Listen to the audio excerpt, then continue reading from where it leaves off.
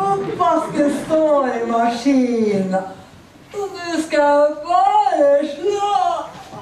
Nei, jeg begynner. Hver eneste ettermiddag det samme. Går ikke å stoppe dette her da. Hva har jeg i hus? Godteskapet er tomt. Kakepynten, den spiste jeg i går.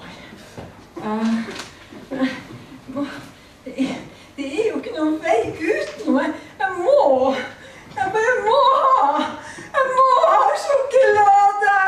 Jeg må ha sjokolade. Krisebeholdninger.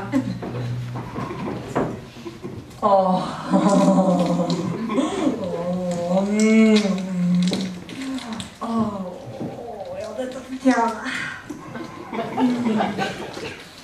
En bit.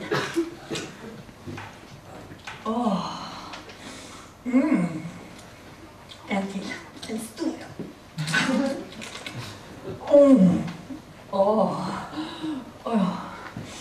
Kjenn den smaken. Den smelter på tunga. Og den brer seg rundt i munnen min. Ja!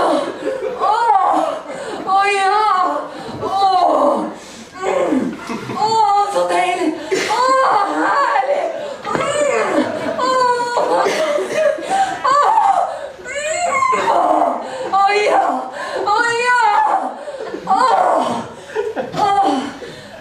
Så lykkelig jeg er! Så lykkelig!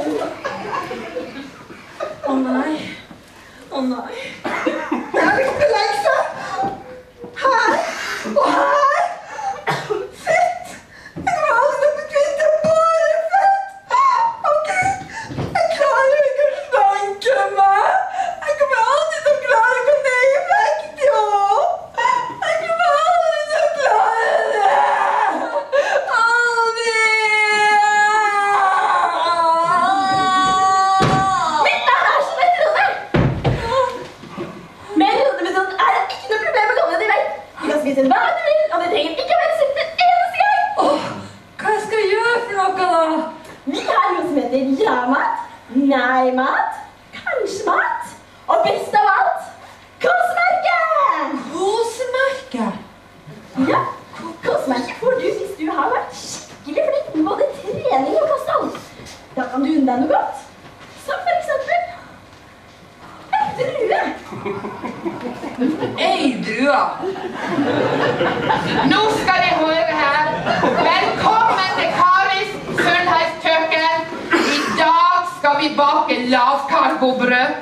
Og til det så trenger vi 1 liter vann. Nei, det blir for lite fett. Nei, vi må ha 1 liter fløyte. Og så skal vi ta 1 kilo med kveitmjøl. Men der er så masse karbohydrater. Nei, vet du hva? Vi tar 1 kilo med kjøttdeig i stedet for. Og så må vi ha noe som kan gjøre luftig, men jeg vet ikke om gjør er så godt, jeg altså. Så jeg tror vi tar en pakke egg. Det er rikt på proteiner. Og så må vi blande dette her godt, og for å sette en spiss på brødet, så tar vi litt revengulrot.